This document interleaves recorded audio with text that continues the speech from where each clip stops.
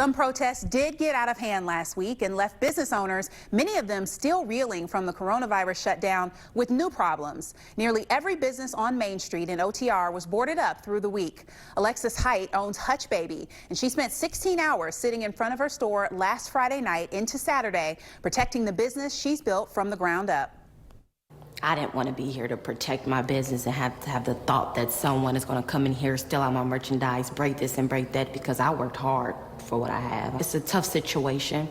I know I can always get my store back, but you can't bring a human back from dying. But, you know, in today's society, that's what we live in, and this is what we're facing. So I understand why they're doing the things that they're doing. But, you know, at some point, we have to have a change. And until change happens, these are things that we have to face. A rock was thrown through the window of Black Coffee Lounge downtown. Owner Means Cameron thought about closing, but found a line of customers waiting to support him the next morning. Which brings us to this week's front page centerpiece, a neighborhood and a spirit that can't be broken. As that line outside Black Coffee shows, the community is committed to helping businesses move forward. Cameron talked about that with Courier reporter Andy Brownfield. So I'm here with Means Cameron, the owner of BlackOwned Outerwear and Black Coffee Lounge in downtown Cincinnati, and I appreciate you being here with us today. Thank you for having me on today.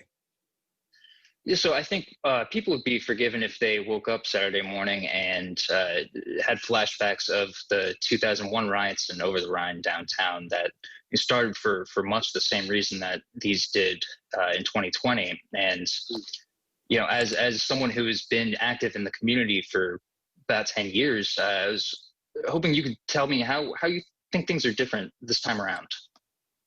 I think things are different this time around. We're living in a different day and age, although we have a long way to go. You know, a little progress has been made in terms of 60 years ago, a Black-owned business downtown probably wouldn't be a thing, you know, in some cities. So there are some small changes that have been made, and information is being transferred a lot faster. So people are able to mobilize and strategize a lot better. But also leadership is coming into place to inform people on what they can do or how they can be impactful with this movement. Because at the end of the day, our goal isn't to tear up our community. Our goal is to, you know, survive this and to live beyond all of the turmoil. And that's the only way to really not let Brother Floyd's death go in vain. So times are different. We are upset.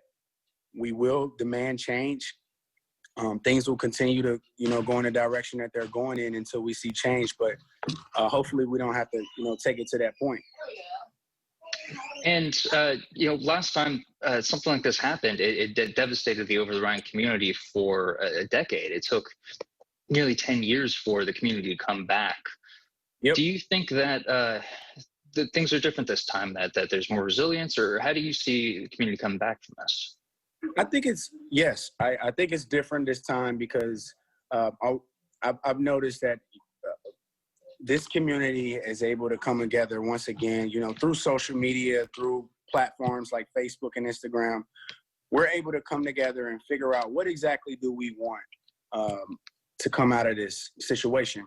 And that's the big difference, that people are able to really transfer information a lot quicker than once before.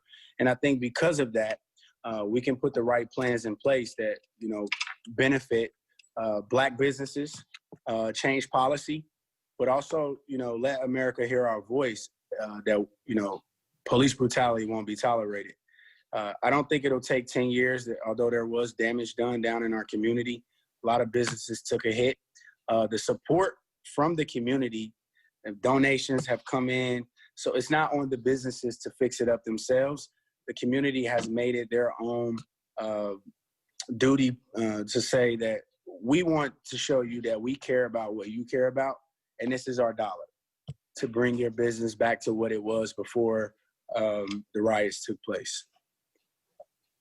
And what would you like to see going forward? How can the Cincinnati community rally around Black-owned businesses and businesses in the urban basin? Yeah, I mean, the way to support a business is to put your dollar in that business.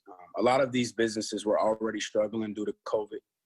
And, here we were closed 2 months. So we just opened last week. And in that same week, we had our window busted out.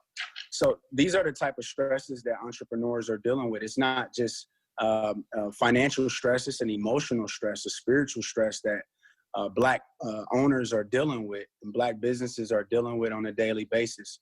So the way to support is to, come down and visit these businesses, make a purchase, buy a cup of coffee, buy a T-shirt, whatever you can do, even repost, on Instagram and social media, just to, show your support for these businesses, to make a statement that we are supported and that all of the things that we want for ourselves in America,